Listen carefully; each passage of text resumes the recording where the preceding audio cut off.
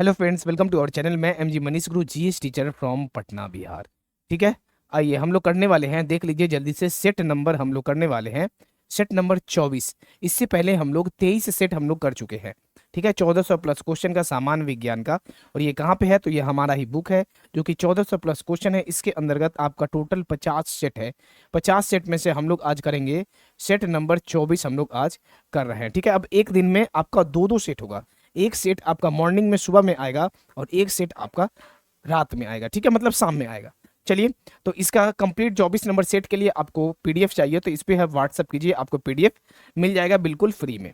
आइए अब हमारे बारे में सबसे पहले जान लीजिए। आप लोग को क्या करना है, मनीष कुमार रॉय का नाम से सर्च करके आपको फॉलो कर लेना है अनअकैडमी का प्लेटफॉर्म पे। ठीक है, अनअकैडमी का प्लेटफॉर्म पे। और आपको ऑल गोल में एसएससी एग्जाम नॉन टेक्निकल को आपको सेलेक्ट करना है, तभी जो है आप हमें फॉलो कर पाइएगा मनीष कुमार रॉय का नाम से।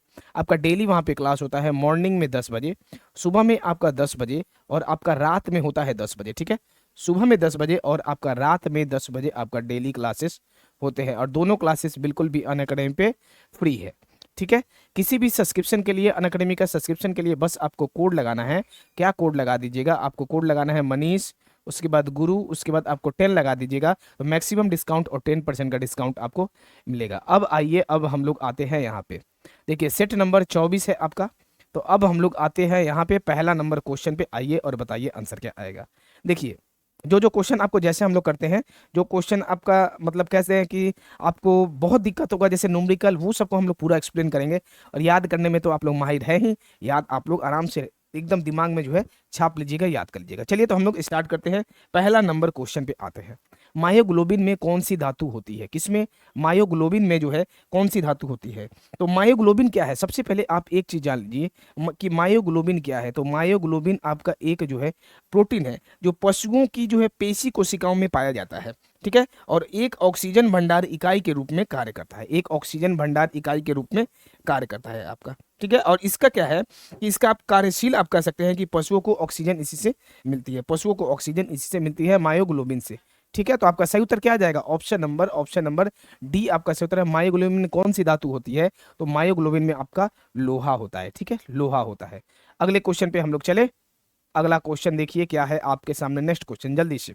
चुंबकीय सुई किस तरफ संकेत करती है? चुंबकीय सुई जो है किस तरफ संकेत करती है? तो जो आपका चुंबकीय सुई है, वो आपका एक छोटा चुंबक होता है। ठीक है, एक छोटा मैग्नेट होता है आपका, और इसका जो सिरा उत्तर की ओर संकेत करता है उसे उत्तरी ध्रुव, और जो दक्षिण की ओर संकेत करता है उसे दक्षिणी ध्रुव की ओर जो है संकेत करता है, उसे दक्षिणी ध्रुव भी कहते हैं, मतलब उत्तर की ओर करेगा। मतलब ऑप्शन नंबर सी आपका सही उत्तर आएगा। चुंबकीय सुई किस तरफ संकेत करती है? तो उत्तर आपका सही उत्तर आएगा। इसका बताइए आंसर। महासागर में ऊंची जल तरंगे कौन उत्पन्न होता है? महासागर में ऊंची जल तरंगे कैसे उत्पन्न होता है? अर्थक्वेक से, सूर्य से, स्टार से, तारों से, चंद्रमा से? बताइए इसका सही उत्तर क्या आएगा जल्दी से। इसका सही उत्तर क्या आएगा आपका? ऑप्शन नंबर डी आपका सही उत्तर है, चंद्रमा से। महासागर में ऊंची जल तरंगे जो है कैसे उत्पन्न होती है? तो चंद्रमा से उत्पन्न होती है। ठीक है, चौथा नंबर बताइए। अम्ल वर्षा, एसिड रेन होती है कैसी? कारखानों से, पेट्रोल से, कोयला जलाने से, या फिर लकड़ी से? एसिड रेन आपका बताना है, क्या आएगा सही उत्तर बताइए 4 नंबर का जल्दी से। देखिएगा, वातावरण में जो आपका उपस्थित कार्बन डाइऑक्साइड हो गया आपका, ठीक है, हम लिखते रहे कार्बन डाइऑक्साइड, उसके बाद सल्फर डाइऑक्साइड, नाइट्रोजन ऑक्साइड, ये सब जितना आपका हो गया, या फिर नाइट्रस ऑक्साइड N2O जो हो गया, ये आदि द्वारा प्रदूषण उत्पन्न होने के कारण घटने वाली वातावरणीय घटना को जो है अम्ल वर्षा कहते हैं। आपका अम्ल वर्षा होती है कहाँ पे आपका होती है? ऑप्शन नंबर ए आपका सही उत्तर है, कारखानों से। अम्ल वर्षा अगर आपसे पूछा जाए ये कहाँ से होती है, तो कारखानों से आपका सही उत्तर आएगा। ठीक है, कारखानों से आपका अम्ल वर्षा होती है। क्लियर? चलिए अगले क्वेश्चन पे आइए और अगला क्वेश्चन बताइए। 5 मीटर की ऊंचाई पर रखे 10 ग्राम भार वाले पत्थर की ऊर्जा बताएं। 10 ग्राम भार वाले ऊर्जा आपको बताना है, क्या आएगा सही उत्तर जल्दी से। आपका सही उत्तर क्या आएगा? इसको निकालिए, सिंपली आप इसको निकाल सकते हैं। देखिए, हम लोग जानते हैं कि ऊंचाई का जैसे बात कर दिया मतलब स्थितिज ऊर्जा लग जाएगा, तो स्थितिज ऊर्जा लग गया मतलब क्या आएगा? फॉर्मूला होता है आपका mgh होता है। m आपका कितना दिया है? m आपका दिया है 10 ग्राम, m आपका दिया है 10 ग्राम दिया है, तो ग्राम में तो हम लोग इसको नहीं रखेंगे, केजी में बदलेंगे, तो कुछ नहीं 10/1000 कर दीजिए। 10 जैसे 1000 करेंगे 0.01 केजी आपका आ जाएगा। सिंपली पुट कर दीजिए 0.01 गुने जी का मान कितना दिया है? जी आपका दिया है 9.8, और आपका एच कितना दिया है 5 मीटर, एच आपका 5 मीटर दिया है। एकदम आप लोग गुना भाग में तो तेज है ही, इसको सॉल्व कीजिए और एकदम आपका आंसर आ जाएगा। क्या आ जाएगा? सिंपली आपका 0.49 जूल आपका आंसर आ जाएगा। सॉल्व तो कर लीजिएगा ना, सॉल्व कीजिए और आप लोग इसका आंसर आ जाएगा। ऑप्शन नंबर सी आपका सही उत्तर है। ठीक है, जहां भी आपको दिक्कत हो एकदम कमेंट में बताइएगा, हमको ये क्वेश्चन समझ में नहीं आया। एक घोड़ा तथा एक कुत्ता एक समान चाल से दौड़ रहे हैं। यदि घोड़े का भार कुत्ते की भार से 10 गुना अधिक है, 10 गुना अधिक है, तो उनकी गतिज ऊर्जा का क्या अनुपात होगा? गतिज ऊर्जा का आपको उसका अनुपात बताना है कि क्या आ जाएगा। तो सबसे पहले देखिए, घोड़ा का यहाँ हम लोग लिख लेते हैं घोड़ा का गतिज ऊर्जा, और उसके बाद आपका बाई में कर लिए हम लोग कुत्ते का गतिज ऊर्जा। ठीक है, यही ना करेंगे, कुत्ते का गतिज ऊर्जा। तो हाफ mv² होता है ना, इक्वल टू कर दिए हाफ। घोड़ा का क्या बोला? एक घोड़ा तथा एक घोड़ा का भार कुत्ते के भार से 10 गुना हो जाता है। मतलब घोड़ा का भार आपका देख लीजिए 10 गुना का बात किया गया है, मतलब 10m ले लिए, हाफ m और v², और बटे में क्या हो जाएगा हाफ, उसके बाद आपका m आ जाएगा और आपका v² हो जाएगा। ठीक है, हाफ आप कट गया, m भी कट गया और v² कट गया। सिंपली आपका क्या आ गया? तो आपका क्या आ जाएगा? 10 आ जाएगा। सिंपली आपका 10:1 आपका आ गया। सिंपली 10/1 10:1 आपका आंसर आ गया। ऑप्शन नंबर सी आपका सही उत्तर है। ठीक है, क्लियर है ना? बिल्कुल भी यहाँ से डाउट नहीं होना चाहिए, एकदम क्लियर है। चलिए अगले क्वेश्चन पे हम लोग आते हैं। अगला क्वेश्चन देखिए, 600 वाट के एक विद्युत बल्ब का प्रतिदिन जो है 6 घंटे उपयोग किया जाता है, तो बल्ब द्वारा एक दिन में खर्च की गई ऊर्जा की यूनिट का प्रतिकूलन करना है। एक दिन में खर्च की गई बस देखिए सिंपल एकदम, सभी को जानते हैं हम लोग, power equal to work done by time, शक्ति बराबर होता है कार्य बाई समय होता है। हम लोग यहाँ से निकाल लेंगे सिंपल कि कार्य बराबर होता है पावर, शक्ति गुने समय। कार्य बराबर शक्ति कितना दिया है आपका? तो शक्ति आपका दिया है 60 वाट, और समय कितना है आपका? 6 घंटा आपका जो है समय दिया है, 6 घंटा आपका जो है समय दिया है। 6×6 = 36, 660, ये आपका क्या आया? वाट आवर आ गया। और हमको इसमें किस में बदलना है? kWh में बदल देना है। सिंपली कुछ नहीं, 360 से आपको 1000 जो है भाग दे दीजिएगा, भाग जैसे दीजिएगा तो आपका kWh आ जाएगा। इसको सॉल्व कर दीजिए, आपका 0.36 kWh आ गया। क्लियर एकदम? ऑप्शन नंबर डी आपका सही उत्तर है। किसी को भी डाउट नहीं होगा, इतना क्वेश्चन हम लोग सॉल्व कर लिए हैं, आशा करते हैं किसी को भी बिल्कुल भी डाउट नहीं होगा। फिर भी डाउट हो, कुछ नहीं, कमेंट में बस लिखिए कि सर हमको डाउट है। हम जो है उस क्वेश्चन को, आपका ये 50 सेट को, आपका जो डाउट सेशन लगा के वो भी हम आपका लाइव करवाएंगे, हम आपका लाइव करवाएंगे। ठीक है, चलिए इसका देखिए, पृथ्वी पर 9.8 मीटर लंबे सरल लोलक का आवर्तकाल क्या होगा? लंबे सरल लोलक का आवर्तकाल क्या होगा बताइए। पृथ्वी पर 9.8 मीटर लंबे सरल लोलक का आवर्तकाल आपको बताना है कि क्या होगा आपका सही उत्तर। 8वां नंबर का देखिए, इसके लिए फॉर्मूला क्या होता है? T इक्वल टू होता है 2π√L/g होता है। सभी को पता है यहाँ तक? देखिए अब सिंपली आपको L कितना दिया है भैया? L आपका दिया है 9.8 और आपका G का भी दे दिया है 9.8। अब 2 गुने पाई का कितना ले लेते हैं? 3.14, 3.14। अच्छा यहाँ पे 9.8 होगा ना, एक मिनट इसको जरा सा मिटा देते हैं। चलिए देखिए 9.8 ले लिए, और आपका 2 है तो 2 गुने 3.4 होता है वैल्यू इसका। क्या होता है इसका वैल्यू? सभी को पता है ना, 3.14 पाई का वैल्यू होता है। पाई का वैल्यू होता है 3.14, 3.14 होता है। और बटे में L कितना दिया है? L आपका 9.8 और G भी 9.8, कट गया। 2 गुने 3.14 कितना आ जाएगा आंसर? 6.28 सेकेंड आपका आंसर आ गया। अब बताइए, बहुत सिंपल है, 6.28 आपका आंसर आ गया। ऑप्शन नंबर बी आपका सही उत्तर है। एकदम क्लियर होगा सभी का, सिंपल क्वेश्चन था, 6.28 आपका आ गया। अगला क्वेश्चन पे आइए, गेहूं की खेती के लिए कौन सा उर्वरक अधिक मात्रा में उपयोग करेंगे? नाइट्रोजन, पोटेशियम, तांबा, लोहा। गेहूं की खेती के लिए कौन सा जो है अधिक मात्रा में? गेहूं की खेती में यूरिया जो है, सभी को जानते हैं। सिंपली आपका सही उत्तर आएगा ऑप्शन नंबर ए, नाइट्रोजन आपका सही उत्तर है। गेहूं की खेती के लिए नाइट्रोजन उर्वरक जो है अधिक मात्रा में उपयोग करेंगे। नाइट्रोजन जो है उर्वरक अधिक मात्रा में उपयोग करेंगे, आपका नाइट्रोजन करेंगे।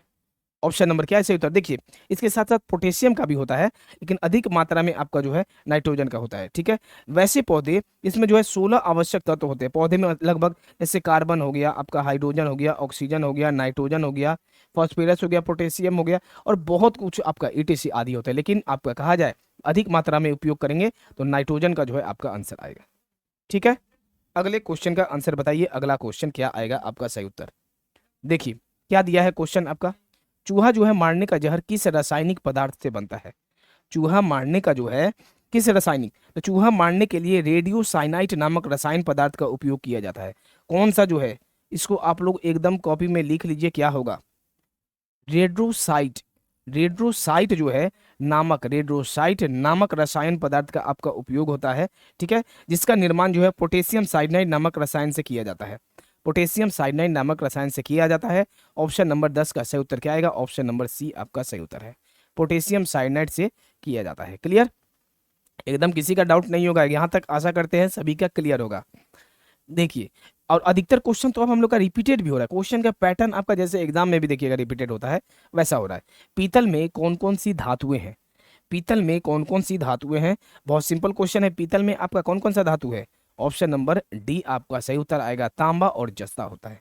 पीतल में जो है जस्ता और तांबा धातुएं होती हैं, और इसका उपयोग, मतलब पीतल का उपयोग जो है कहाँ कहाँ करते हैं? देखिए, पहला तो हम लोग सभी को जानते हैं, इसका उपयोग जो करते हैं तार में करते हैं, तार में, मशीनों के पुर्जे में, ठीक है, मशीनों के पुर्जे में जो है इसका करते हैं, मशीनों के पुर्जे में पीतल हम लोग देखे हैं ना नॉर्मली, या फिर हम लोग करते हैं बर्तन के रूप में भी हम लोग पीतल का इस्तेमाल करते हैं।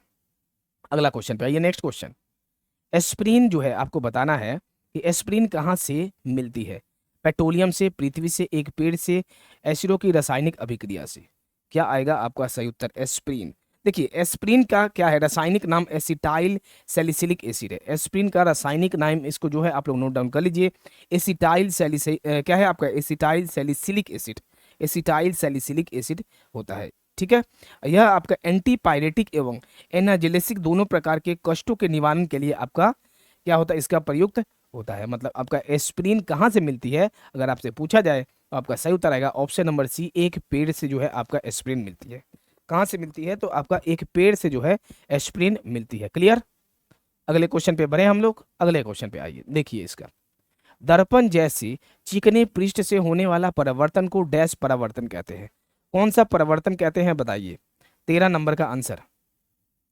दर्पण जैसे चिकने पृष्ठ से होने वाले परावर्तन को नियमित परावर्तन कहते हैं। ऑप्शन नंबर ए आपका सही उत्तर है, नियमित परिवर्तन, नियमित परिवर्तन कहते हैं।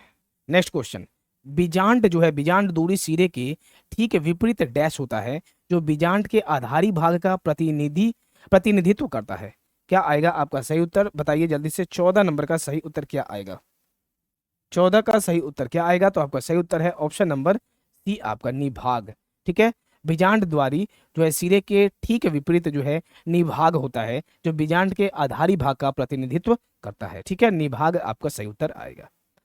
नेक्स्ट क्वेश्चन पे आइए, इसका बताइए। Plaster of Paris, POP, plaster of Paris जल के साथ मिलाने पर जिप्सम बन जाता है। क्या आएगा आपका सही उत्तर? प्लास्टर ऑफ पेरिस जल के साथ मिलाने पर जिप्सम बन जाता है, CaSO4। इसमें आपको बताना है, ठीक है, कि आपका क्या आएगा इसका। देखिए सिंपली, सबसे पहले तो आप जान लीजिए कि प्लास्टर ऑफ पेरिस, इसका आपका एक रासायनिक फार्मूला है, ये क्या है? देखिए, CaSO4 डॉट हाफ H2O। ठीक है, इसमें अगर हम लोग सिंपली 1.5 H2O अगर मिला देते हैं, तो आपका क्या आ जाएगा? CaSO4.2H2O आ जाएगा। क्लियर है? तो प्लास्टर ऑफ पेरिस आपका सही उत्तर। आपका प्लास्टर ऑफ पेरिस क्या है? तो CaSO4 डॉट हाफ H2O। आपका क्या निकलेगा? मिलाइएगा 1.5 H2O, तो आपका जिप्सम जो है निकल जाएगा। मतलब जल के साथ मिलाने पर जिप्सम बन जाता है। बहुत देख लीजिए, जल के साथ मिला दिए तो आपका जिप्सम बन गया। ये आपका जिप्सम का फॉर्मूला है, तो पहला तो सही है। CaSO4.2H2 प्लास्टर ऑफ पेरिस से नहीं, ये आपका जिप्सम है। ठीक है, ये आपका किसका फॉर्मूला है? तो ये आपका है जिप्सम है। उसके बाद देखिए, सजावट के लिए उपयोग किया जाता है, तो ये भी आपका सही उत्तर है। मतलब 15 का आपका सही उत्तर क्या आ जाएगा? ऑप्शन नंबर बी आपका सही उत्तर है। ऑप्शन नंबर बी, केवल 1 और 3 आपका सही उत्तर है। मजा आ रहा है ना? बिल्कुल भी क्लियर। साइंस से आपका नंबर बिल्कुल नहीं कटना चाहिए रेलवे ग्रुप डी और एनटीपीसी में, इस चीज को ध्यान दीजिए आपका। चलिए आइए, निम्नलिखित में से कौन सी बीमारी पर काबू पा लिया गया है? कौन सी बीमारी पर जो है काबू पा लिया गया है बताइए? कैंसर पर तो भैया अभी भी नहीं पाया गया है, मस्तिष्क के आपका डिसऑर्डर पर भी नहीं पाया गया, जोड़ों के डिसऑर्डर पर नहीं, टीबी पर जो है आपका पा लिया गया है। ऑप्शन नंबर, आप देख रहे होंगे न्यूज में भी काफी सुनते होंगे, टीबी जो है आपका सही उत्तर आएगा। टीबी पर जो है लगभग काबू पा लिया गया है। नेक्स्ट क्वेश्चन पे आइए, नेक्स्ट क्वेश्चन देखिए और बताइए जल्दी से। ठीक है, देखिए, चेचक के वैक्सीन को सर्वप्रथम तैयार किया गया, किसके द्वारा? चेचक के वैक्सीन को सर्वप्रथम जो है डॉक्टर जेनर ने तैयार किया। किसने तैयार किया? 17 का आपका सही उत्तर ऑप्शन नंबर बी आपका सही उत्तर आएगा, डॉक्टर जेनर ने तैयार किया। और चेचक क्या है आपका? बैरियो वायरस विषाणु के कारण होता है। इसमें तेज बुखार हो जाएगा, बहुत अधिक आपको इसमें तेज बुखार होगा, और शरीर पर जो है लाल लाल दाने जो है इससे निकलने लगते हैं। शरीर पर देखिएगा एकदम आपका लाल लाल दाना निकलने लगेंगे। ठीक है, नेक्स्ट क्वेश्चन पे आइए। निम्नलिखित में से कौन वायु प्रदूषक नहीं है? आपको बताना है निम्नलिखित में से कौन वायु प्रदूषक नहीं है। देखिए वायु प्रदूषक आपका कौन कौन सा है, सबसे पहले आप वो जान लीजिएगा तो आपका हो जाएगा। सल्फर डाइऑक्साइड वायु प्रदूषक है, कार्बन डाइऑक्साइड है, कार्बन मोनोऑक्साइड है, लेकिन आपका डीडीटी नहीं है। मतलब ऑप्शन नंबर डी आपका सही उत्तर है, डीडीटी नहीं है। तो डीडीटी आपका क्या है या कौन सा प्रदूषक? तो डीडीटी आपका भू एवं जल प्रदूषक है। क्या है आपका डीडीटी? भू जो है एवं, भू एवं जो है आपका क्या है? जल प्रदूषक है डीडीटी, भू एवं जल प्रदूषक है। नेक्स्ट क्वेश्चन पे आइए। देखिए यदि एक पत्ती का आवर्तकाल 1 सेकंड का 200वां भाग हो तो उसकी आवृत्ति क्या होगी? उसकी आवृत्ति क्या होगी बताइए, 19 नंबर का आंसर। देखिए सिंपली हम लोग सॉल्व करेंगे। यदि एक पत्ती का आवर्तकाल 1 सेकंड का 200वां भाग हो, 1 सेकंड का 200वां भाग हो तो क्या होगा? देखिए देखिए मतलब t इक्वल टू आपका कितना आ जाएगा? 1 बाई आपका दिया है आपका टाइम पीरियड सेकंड आ गया। ठीक है, और हमको आवृत्ति निकालना है। आवृत्ति निकालना है तो आपका क्या होता है? Simply equal to F equal to 1/t होता है ना, बस सिंपली इसमें बैठा दीजिए 1/1/200, मतलब ऊपर चल जाएगा तो आपका कितना आ जाएगा? 200 हर्ज आ जाएगा। सिंपल क्वेश्चन है, सिंपल क्वेश्चन है। ऑप्शन नंबर सी आपका जो है सही उत्तर है। ऑप्शन नंबर सी आपका जो है बिल्कुल भी सही उत्तर है, 200 हर्ज आ जाएगा। ठीक है, चलिए इसका बताइए जल्दी से। ध्वनि तरंगों का वेग जो है 330 मीटर प्रति सेकंड है। यदि ध्वनि तरंग, अच्छा ये क्वेश्चन में किसी को भी भैया डाउट होगा तो हम हैं, बिल्कुल भी परेशान नहीं होना है। हर एक चीज आपका अब सॉल्व, दिक्कत हर एक चीज आपका सॉल्व करेंगे। इस पे आइए जल्दी से और बताइए। ध्वनि तरंगों का वेग जो है 330 मीटर प्रति सेकंड है। यदि ध्वनि तरंग का आवृत्ति जो है 550 हर्ज हो तो तरंगधर की गणना करें। तरंगधर का आपको गणना करना है, बताइए 20 नंबर का आंसर।